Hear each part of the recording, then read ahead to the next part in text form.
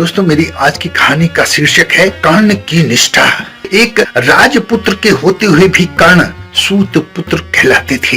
कर्ण एक महान दानवीर थे और अपने वचन के लिए अपने प्राणों की बलि देने से भी पीछे नहीं हटते थे।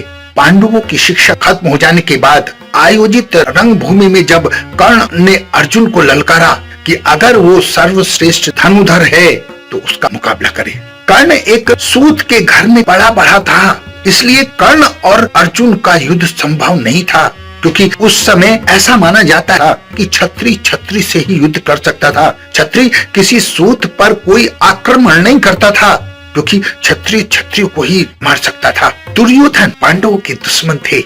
उन्होंने इस अवसर को ललकने की सोची। उन्होंने फौरन कर्ण को अंग देश का राजा घोषित कर दिया और अपने पाले में मिला दिया।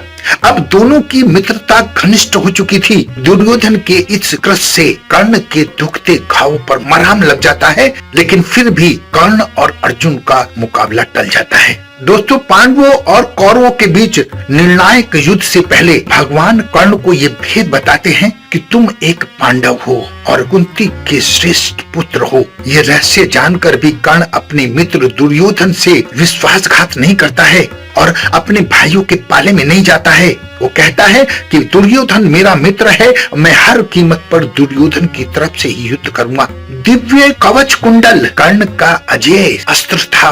महाभारत के युद्ध में पांडव उसे कभी परास्त नहीं कर पाते अगर वो अपना कवच कुंडल दान में न देता। पिता सूर्य देव द्वारा दिखाए गए स्वप्न में कर्ण को ये बात ज्ञात हो जाती है कि इंद्रदेव उससे रूप बदलकर कवच कुंडल मांगने आएंगे, लेकिन फिर भी दानवीर कर्ण इंद्र रूपी ब्राह्मण को खाली हाथ नहीं लौटाता है और उसकी इच्छा पूरी करता है, जबकि वो जानता था कि उसके कवच और कुंडल उसके पास अगर नहीं होंगे तो वो शक्ति विहीन हो जाएगा और उसका अंत निश्चित है। इंद्रदेव कर्ण के कवच और कुंडल लेने के बाद कर्ण को एक शक्ति प्रदान करते हैं और कहते हैं कि इसका उपयोग आप सिर्फ एक बार ही कर सकते हो।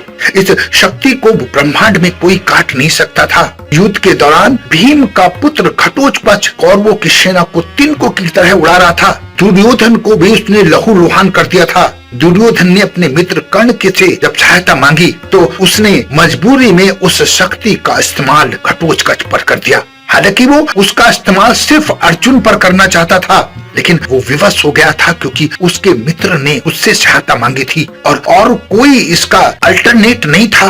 और जब कर्ण ने घटोत्कच पर वो शक्ति चलाई तो उसका अंत हो गया। अर्जुन इससे पूरी तरह सुरक्षित हो गया।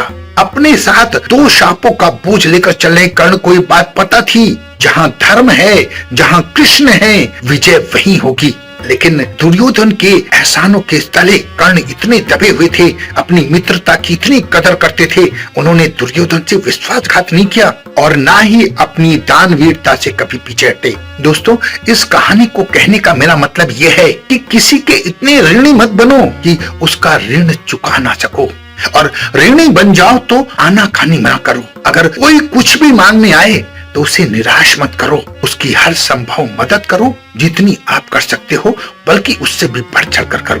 अपना बहुत ध्यान रखें, हंसते रहें, मुस्कुराते रहें, खुश रहें। धन्यवाद।